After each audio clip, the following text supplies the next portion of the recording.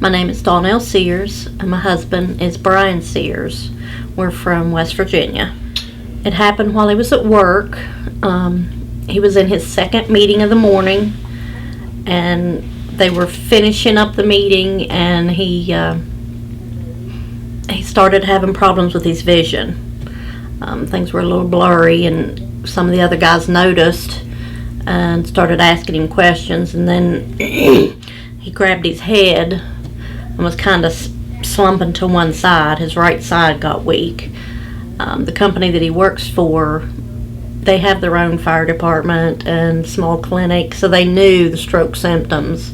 So they immediately started taking care of him and got him to the trauma center.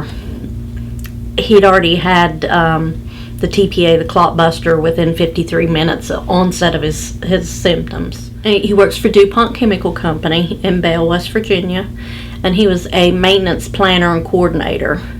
And every morning he had like 3 or 4 meetings, and this one particular meeting, they had only started it like a week before, or else he probably would have been in his office, and it could have been a couple hours or so before anybody found him. When he woke up, he didn't know who anybody was. Of course, he couldn't talk or anything for a while. But then the next day, he started recognizing some people and started saying a few words. He doesn't have any weakness in the right side. He has numbness and tingling, but he has good range of motion. He's blind in the left eye now because of it. They think that it hit the eye first. And he has the aphasia and apraxia. They did speech therapy after 2 or 3 days. They did 2 days of physical therapy and occupational therapy just to make sure he was safe to go home. And that was all fine. The speech therapy we tried to continue outpatient. We had someone come into the home for a few weeks, and it wasn't very good.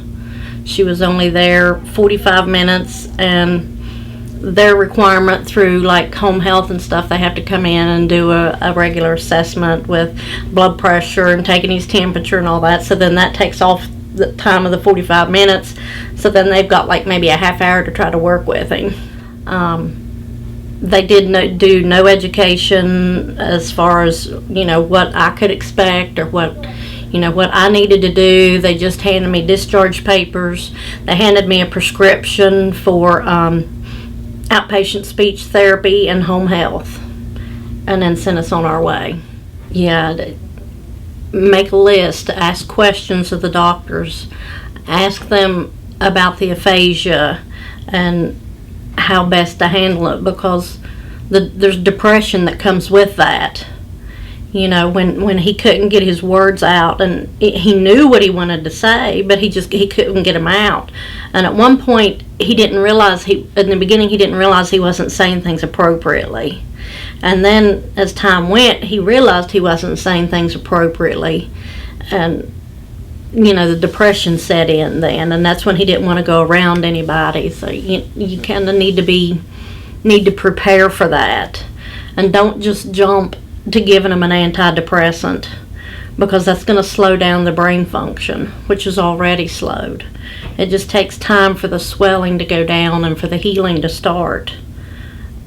And if you can keep it, sometimes the medication is necessary. I chose not to medicate him, and I'm so glad that I didn't, because it didn't last long, and everybody's different, but eventually he got out of that. And then when he started seeing a little bit of progress, then he wanted more and more and more, and he just started working and working to try to get back to his normal self.